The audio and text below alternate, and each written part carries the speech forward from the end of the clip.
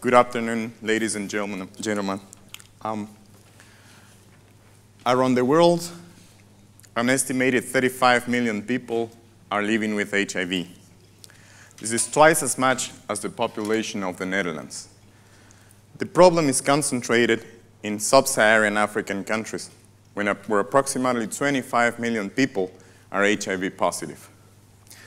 The problem in this region is that for most of them, they are also living in food insecure areas where there is simply not enough food to eat. So most of them are also malnourished. So we need nutritional supplements to help them overcome undernutrition.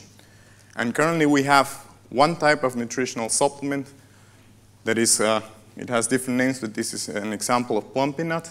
It is based on peanuts. It is fortified with vitamins, minerals, and there's a lot of energy packed in small sachets.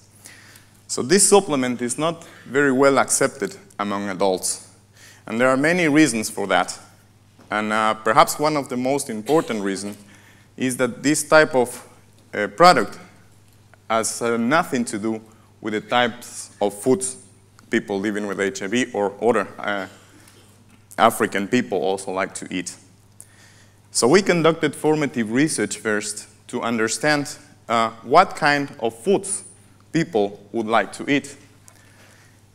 And we found a wide variety of different alternatives, different foods that they eat. And we learned when they eat each type of food, how they eat it, and how many times certain types of foods can be eaten along the way.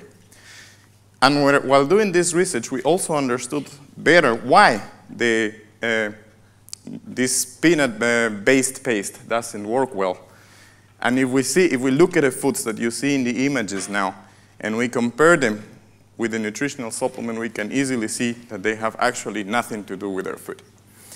In addition, those are prescribed in such a big amounts that they are currently displacing the consumption of their traditional foods. So that might be one of the most important barriers to the acceptance. So we need a solution for that. And by conducting, again, qualitative research, we identified one potential product that could be liked by the majority of people who we worked with. And this is a type of drink that is called maheu, and is a maize-based drink. It is basically of sweet and sour flavor, and is consumed twice a day for most of people. And we developed a first prototype product, and we pre-tested it with people of unknown HIV status, also living in resource-constrained settings in South Africa.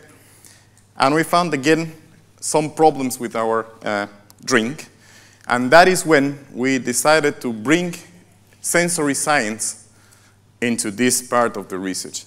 And through sensory science, we decided to work in adjusting the sensory properties of this drink, basically working on flavor, sweetness, sourness, and texture. Those were the attributes where we mostly found barriers to the acceptance to the first prototype we developed.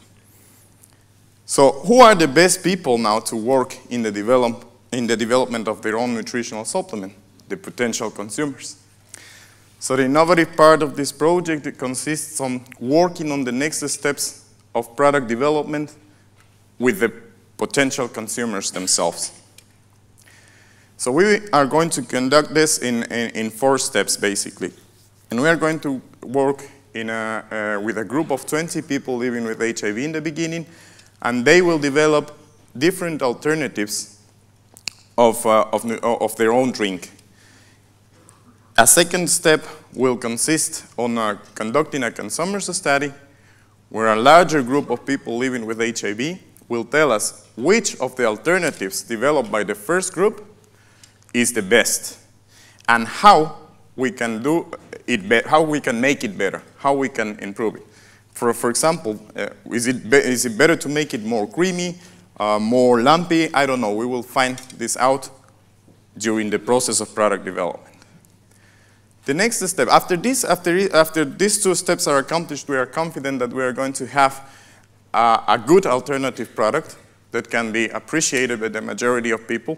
And the next step will consist on comparing this supplement with the existing peanut butter pastes. And basically with this study, what we want to learn is which is still like best, of course, and which of them can be consumed in larger amounts and provide more calories and more nutrients, vitamins and minerals. That's what we need to help people living with HIV overcome their nutrition. And the fourth step will consist in providing each of these products during a longer period of time, 15 days, for daily consumption.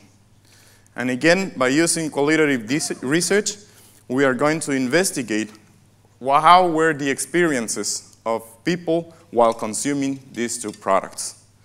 So data from this last study will still help us to adjust our product even better to the taste of people.